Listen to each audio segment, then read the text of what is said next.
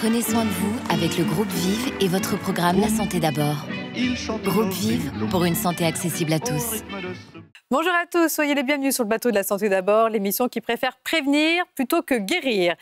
Contrairement à ce que vous pourriez penser, il est tout à fait possible d'optimiser notre terrain immunitaire pour mieux nous défendre contre les virus, les bactéries et autres joyeusetés hivernales, ou tout simplement pour vivre plus longtemps et en meilleure santé.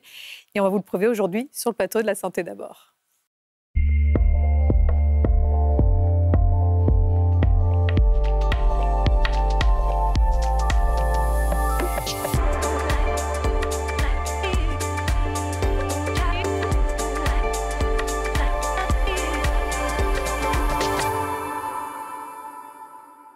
Alors, comment stimuler et ravitailler efficacement notre système immunitaire? Eh bien, on en parle aujourd'hui avec mes deux invités. Anne-Laure Jaffrelot, bonjour. Bonjour. Merci d'être avec nous. Vous êtes naturopathe, fondatrice de Vocation Aroma, c'est-à-dire que vous proposez aux professionnels de santé des formations en aromathérapie, des formations certifiantes. Et vous êtes également l'auteur de nombreux ouvrages sur le sujet, dont 25 huiles essentielles pour presque tout faire aux éditions alternatives, l'aromathérapie des petits et un de vos plus grands succès, Aroma des soignants, qui est devenu un ouvrage de référence pour tous les professionnels de santé qui souhaitent utiliser l'aroma, à commencer par Bruno Méret. Je sais que c'est votre Bible, ce livre. Il est dans ma bibliothèque, en effet. Sur votre table de chevet, même. Bruno Méret, bonjour. Bonjour. Merci d'être avec nous, de revenir nous voir sur le plateau de La Santé d'abord. Je rappelle que vous êtes ingénieur biochimiste de formation, consultant et formateur en micronutrition et spécialisé en analyse fonctionnelle. Et je vais tout de suite rendre à César ce qui appartient à César, c'est-à-dire cette analogie napoléonienne que je vous ai servie en guise d'introduction, eh bien je l'ai empruntée à vous, Bruno Méret, parce que je l'ai lu dans votre livre « Défendez-vous » aux éditions Solar, et je l'ai trouvée très parlante et très à propos. Napoléon avait peut-être des défauts, mais c'était quand même un grand stratège, donc autant s'en inspirer. Voilà, alors avant de parler de stratégie immunitaire, je vous propose d'aller interroger les Français sur le sujet. Que font-ils pour optimiser leur immunité? C'est un sujet d'Héloïse Comarteau.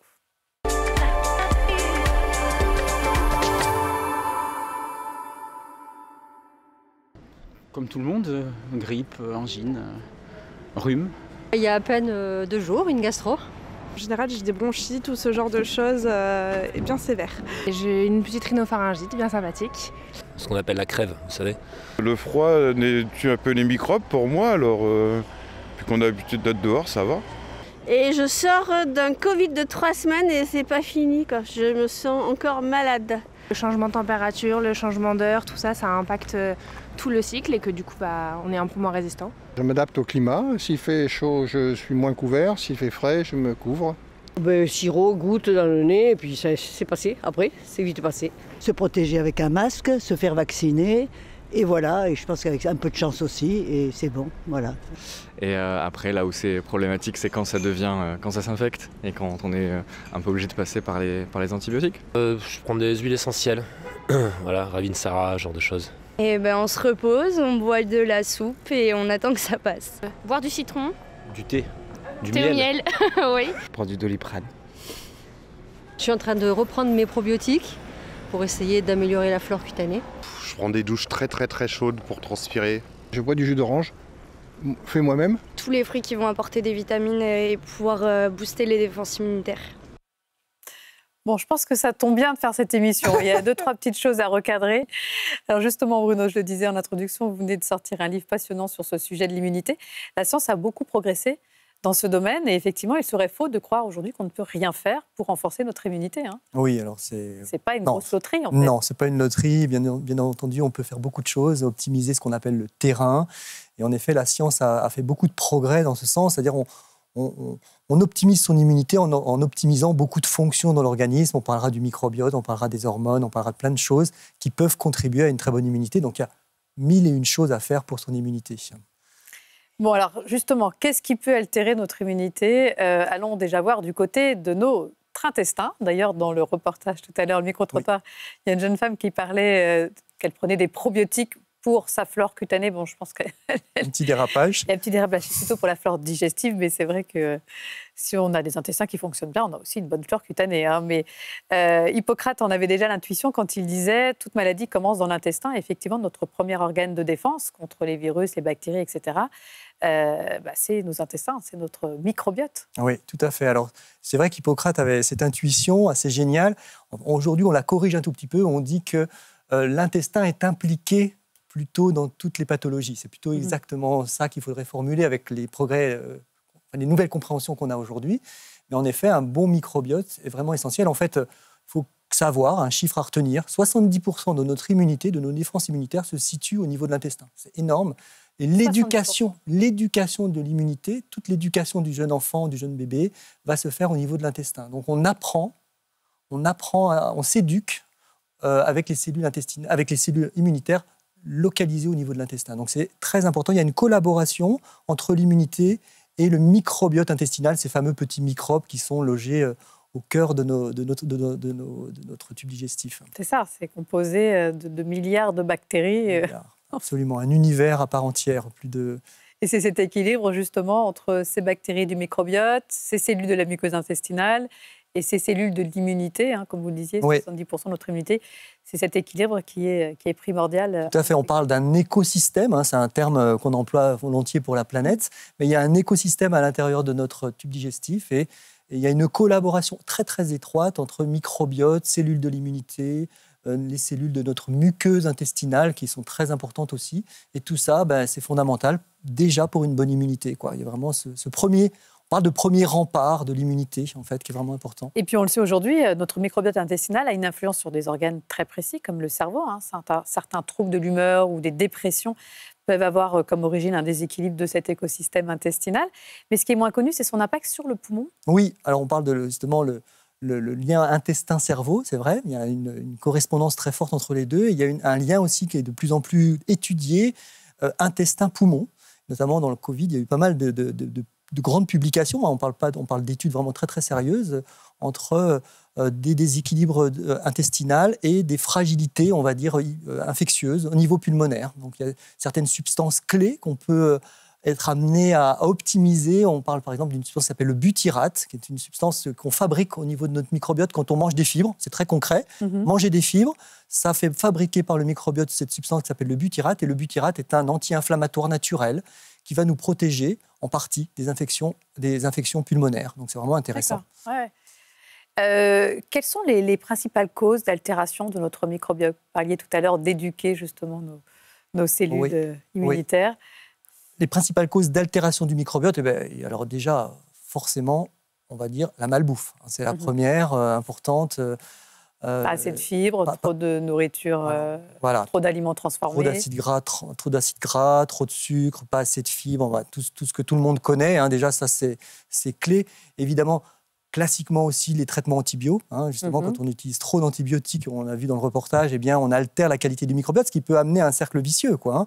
C'est-à-dire, j'ai une infection, j'utilise des antibiotiques, j'altère mon microbiote, et du coup, je reste un petit peu dans une chronicité inflammatoire. Parce que du coup, mon immunité est moins bonne, je réattrape des infections ORL, je dois reprendre des antibiotiques, on ne s'en sort pas. Voilà, donc il faut casser ce cercle vicieux. Donc la dame, justement, en prenant des probiotiques, c'était une bonne stratégie éventuelle. Voilà.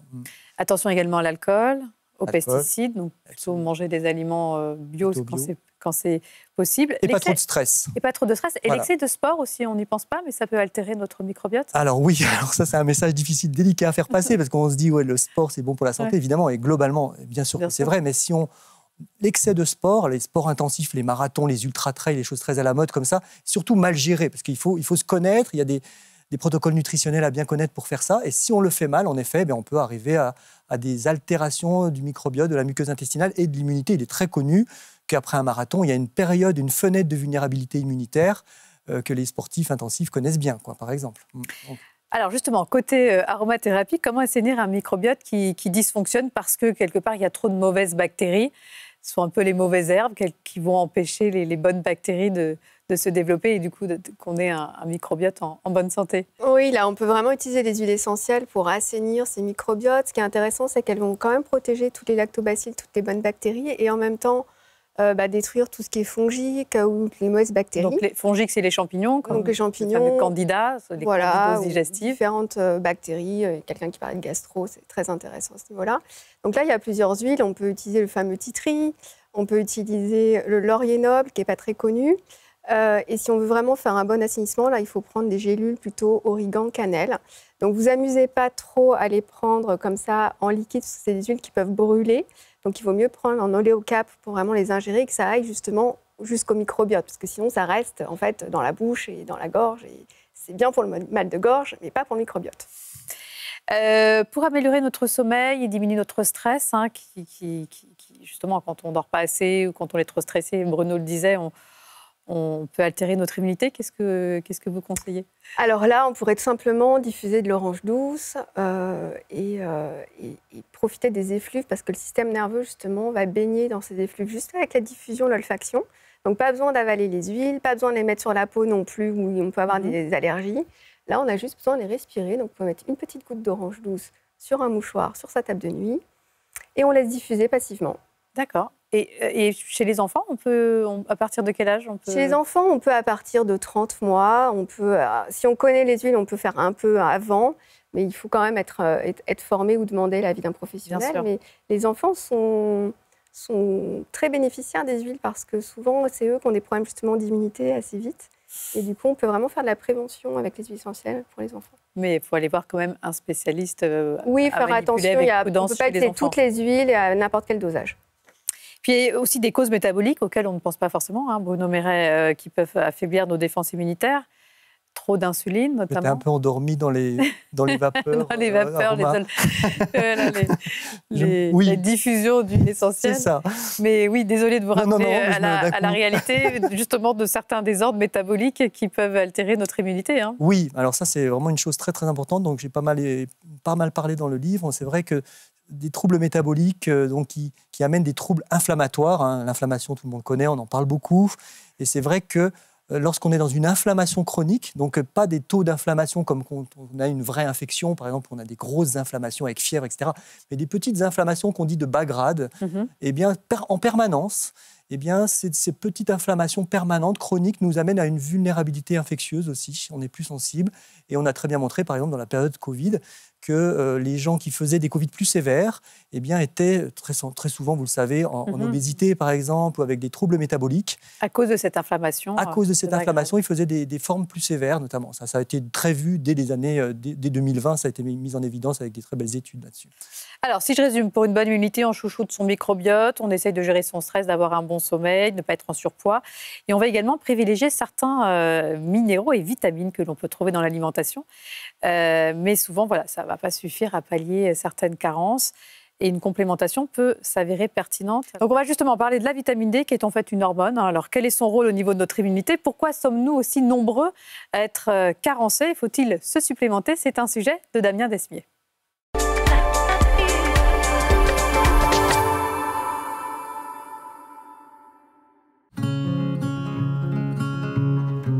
Environ 40 et 80% des Français non complémentés auraient respectivement des taux de vitamine D inférieurs à 20 et 30 nanogrammes par millilitre, alors que la limite supérieure d'un statut vitaminique adéquat atteint les 60 nanogrammes par millilitre, ce qui peut bien évidemment avoir des conséquences délétères sur le fonctionnement normal de l'organisme. La vitamine D peut avoir un rôle au niveau de notre immunité. La vitamine D exerce en effet un effet immunorégulateur bien démontré. Je suis positive à la Covid et j'aimerais me rétablir plus rapidement. Qu'est-ce que vous pouvez me conseiller? La vitamine D est souvent prescrite sous forme d'ampoules fortement dosées par les médecins, 50 000, 100 000, 200 000 UI. Mais il est plutôt conseillé de la consommer de manière quotidienne. Il existe différentes formes galéniques, capsules, gouttes, sprays. Le dosage est aux alentours de 1000 UI par jour. La vitamine D, par son action immunostimulante mais également anti-inflammatoire, va diminuer l'apparition des formes graves du Covid, mais également réduire le temps de convalescence. Il est tout à fait possible de se complémenter en vitamine D. Les produits permettant cette complémentation vont exister sous différentes formes, dont la plus fréquente est la vitamine D3. La dose de vitamine D nécessaire pour prévenir une insuffisance inférieure à 20 nanogrammes par millilitre serait d'environ 1000 unités par jour. Il est par conséquent essentiel de ne pas s'auto-complémenter, mais de demander systématiquement conseil à un médecin ou à un pharmacien. Voilà, et d'aller faire des dosages de sa vitamine D. Je pense que Bruno, vous êtes d'accord avec tout ce qui a été dit. Très bon reportage. Si ce n'est, j'aurais rajouté en effet justement un dosage initial pour savoir à quel niveau on est, pour personnaliser justement la supplémentation. Y arriver à peu près à 60 nanogrammes par ml. C'est exactement ce qu'elle a dit, parfait. Pensez également à bien prendre la vitamine D avec du gras pour une meilleure assimilation et surtout avec du magnésium. Oui, c'est important, oui, ça. alors tout à fait. Oui, on ne pense pas souvent, c'est un duo vitamine D-magnésium. La vitamine D a besoin de magnésium pour être activée. Et donc, en fait, d'ailleurs, même, elle fonctionne, elle s'auto-renforce l'une l'autre. Et donc, en effet, un bon statut en magnésium est vraiment essentiel aussi. Donc, le magnésium a un facteur important de notre immunité. Le zinc aussi. Peut-être aussi le numéro 2, on dira, vraiment très essentiel des cures de zinc. Alors, c'est pareil. Normalement, pour faire bien les choses, il faut un dosage du zinc. Les médecins le font de temps en temps. Ça coûte vraiment, c'est remboursé. Et si on ne le fait pas par un médecin, ça coûte vraiment pas cher, 8 €, 10 €. Et donc, on peut, comme ça, à partir du statut sur lequel on est, le niveau de zinc qu'on a, on peut proposer des protocoles bien personnalisés. Et ça, c'est vraiment gage d'efficacité. Parce que si on prend juste comme ça un petit peu de zinc sans trop savoir où on va... On peut le trouver dans l'alimentation un peu plus difficile. Enfin, on peut, bien sûr. Il y a les oléagineux, par exemple, sont très riches en zinc. Les huîtres, on n'en mange pas tous les jours. On n'en mange pas tous les jours. Bon, mais c'est quand même pas facile. Et autant il y a des aliments, certains micronutriments qu'on peut recommander avec l'alimentation. Là, le zinc, c'est pas facile. Une supplémentation, lorsqu'on est en carence, c'est quasiment tout le monde, c'est 80-90% de carence. Alors, vous supplémentez en zinc, vous ? Tous les matins. Tous les matins. Oui, je suis contente, je fais tout bien. Vitamine D, zinc, magnésium. Pour l'instant, il a tout bon. On reviendra avec vous tout à l'heure sur les huiles essentielles, justement, en période un peu aiguë, d'infection un petit peu aiguë. Donc, le zinc, la vitamine D, le magnésium et le dernier de ce quatuor, la dernière star de ce quatuor immunitaire, c'est le sélénium. Mais attention, ça, c'est un oligo-élément à manipuler avec prudence quand même. Tout à fait. Alors, les excès de sélénium sont pas trop c'est pas conseillé, quoi. Donc c'est pareil. C'est quoi les risques Les risques, il y a un métal, quoi. C'est un métal. Donc comme tout métal, il est antioxydant quand il n'y en a pas assez. Je veux dire qu'il y a des risques d'oxydation lorsqu'il n'y en a pas assez, mais trop élevé, c'est pas bon non plus. Il est pro-oxydant. Voilà. Donc, on a l'effet inverse, en fait. En fait, il faut être vraiment dans une fenêtre. Il y a une fenêtre de bénéfice qui est assez étroite, finalement, donc d'où l'importance d'un dosage aussi. Ça fait partie des dosages simples de micronutrition qu'on peut faire, qui sont essentiels. Et le sélénium, sinon, on le trouve dans l'alimentation ? Oui, alors, classiquement, on dit qu'il faut prendre des noix du Brésil, qui sont historiquement riches en sélénium, mais malheureusement... Moi, j'ai testé. Oui. Si on les prend bio avec la peau et qu'on les conserve au froid, 1 à 2 par jour, vous avez un taux de sélénium... Ça marche, je suis d'accord avec vous. Globalement, ça marche. Anne-Laure est d'accord avec moi. Oui, après, on s'en lasse un peu mieux. Oui, on s'en lasse un peu, oui, c'est vrai. 2-3 noix du Brésil par jour. Et puis, maintenant, ils ne sont plus cultivés forcément au Brésil. C'est la richesse du sol brésilien qui était garant de cette richesse en sélénium. Et aujourd'hui, on voit des noix du Brésil de partout. Donc, mais beaucoup de personnes sont également carencées. Beaucoup. En sélénium, et c'est pour l'immunité, mais pour la thyroïde aussi, pour un bon fonctionnement de la thyroïde, qui est importante pour l'immunité. Voilà, pour notre immunité. Voilà, tout à fait. C'est beaucoup pour ça qu'il est important, c'est qu'il favorise une bonne fonction thyroïdienne et donc une bonne immunité, parce que la thyroïde est impliquée dans l'immunité. Un rôle sur les oméga-3 aussi.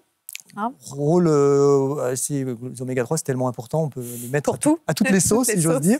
Mais c'est vrai qu'un grand anti-inflammatoire, l'alimentation en oméga-3, l'huile de lin, les sardines, les maquereaux, et puis des supplémentations si besoin. Donc on revient au sujet de l'inflammation tout à l'heure dont je parlais, parce qu'on va moduler l'inflammation, donc optimiser son immunité. L'inflammation qui est un facteur de risque d'une altération de l'immunité.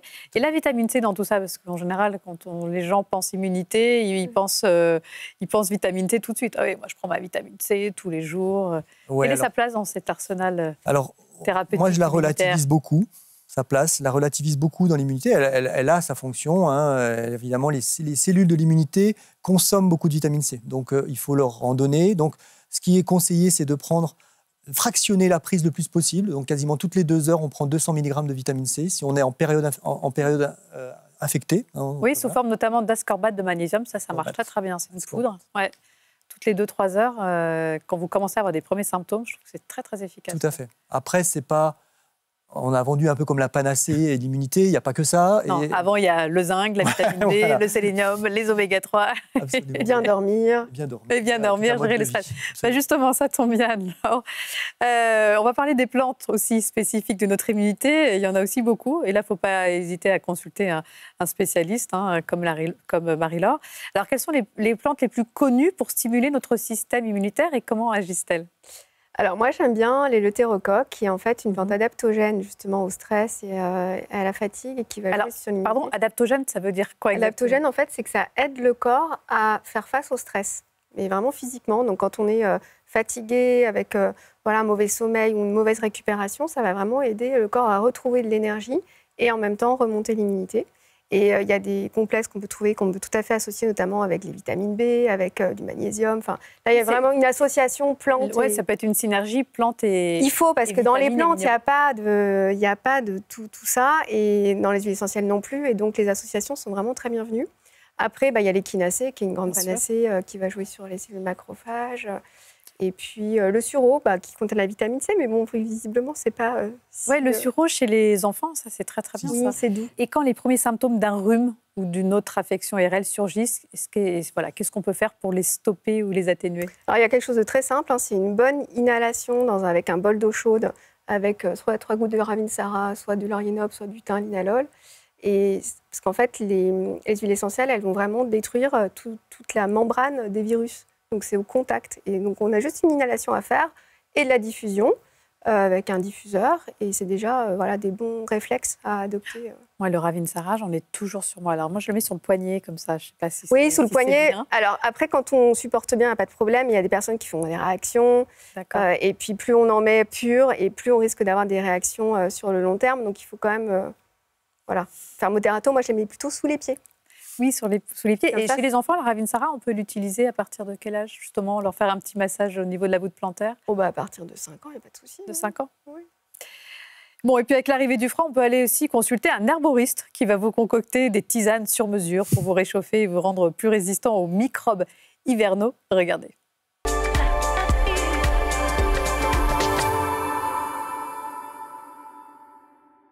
Dans ce mélange premier frisson, nous avons du gingembre, de la cannelle, du girofle, de la menthe. Qui l'aurait cru ? Avec ces simples ingrédients, ce commerçant propose à ses clients une tisane spécialement conçue pour se réchauffer. L'objectif, se préparer à la vague de froid qui s'apprête à envahir la France. On a mis du gingembre, du curcuma, du thym, de la sarriette, de la cannelle, du girofle, cynorhodon. Donc c'est un ensemble de plantes et d'épices qui vont réchauffer, qui vont pouvoir permettre de garder la chaleur dans le corps, qui vont permettre aussi de transpirer un petit peu, ce qui sera bénéfique. Et pour aider les organismes à lutter contre le froid, plusieurs solutions naturelles sont proposées. On peut se frictionner avec des huiles essentielles comme l'eucalyptus globulus, le ravensar, le niaouli au niveau de la poitrine, avec un petit peu d'huile pour les peaux fragiles. On peut faire aussi des inhalations. Avec un mercure qui devrait tomber jusqu'à moins 10 degrés en pleine à partir de ce lundi. Pour lutter contre les premiers frissons, vous l'aurez bien compris, tous à vos bonnets et bien sûr à vos infusions. Est-ce qu'il y a des plantes ou des huiles essentielles qu'on aurait oubliées justement dans cet arsenal thérapeutique contre les microbes de l'hiver ? Non, laurier, Ravinsara, c'est très bien.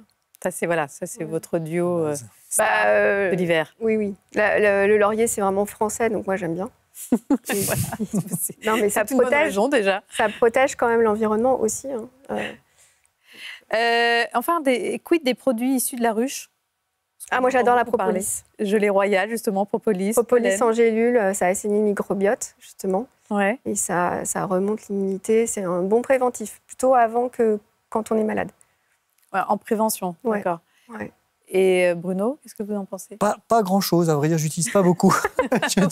Vous êtes surtout sur les vitamines je suis un petit peu et les minéraux. Sur le terrain de cette manière-là. C'est vrai que je n'ai pas une énorme expérience. Je peux donner des théories d'ivresque, mais ce n'est pas le propos, quoi. Voilà, donc je pense que c'est intéressant, mais j'ai pas de point de vue très personnel là-dessus. En tout cas, leur usage est sans risque, hein, il n'y a pas de risque de toxicité. Alors, s'il y a un petit terrain allergie, on va dire, on fait attention toujours aux produits de la ruche dans un petit terrain allergique, quoi. Ça c'est sûr, mais c'est quand même une seule petite contre-indication à respecter. Mais, voilà. Bien, merci à tous les deux. Je me sens déjà mieux, parce que quand j'ai vu le micro-trottoir tout à l'heure, je me sentais malade, avec tous ces gens enrhumés, etc. Non, mais en tout cas, merci. Je trouve que c'est une bonne nouvelle de savoir qu'on peut faire des choses, qu'on peut renforcer son terrain immunitaire, qu'on peut faire des choses en prévention. Donc voilà, merci beaucoup. Donc, à retenir également que le rôle du microbiote est primordial. Il faudra qu'on fasse une émission vraiment entièrement consacrée au microbiote parce que c'est tellement passionnant et il y a tellement de découvertes ces derniers temps à partager. Ouais. Une actualité très, très, très, très importante. Le quatuor gagnant de notre immunité, je le rappelle, le zinc, le sélénium, la vitamine D et le magnésium. Malheureusement, souvent, on est obligé de se complémenter parce que notre alimentation ne suffit pas pour pallier ces carences. Ne pas se complémenter à l'aveugle non plus, vous nous l'avez dit, Bruno. C'est tout l'objet de votre livre. Maîtrisez vos protocoles santé, en plus de défendez-vous votre ouvrage sur l'immunité. Et puis l'huile essentielle, donc on a bien compris, le laurier parce que c'est français, et la Ravinsara. Ouais, c'est vraiment mon huile essentielle chouchou. Donc un grand, grand merci à tous les deux. Merci à tous ceux qui m'ont aidé à préparer cette émission. Et puis merci à vous de nous avoir suivis. Et je vous donne très bientôt rendez-vous pour un prochain numéro de La Santé d'abord. D'ici là, prenez soin de vous.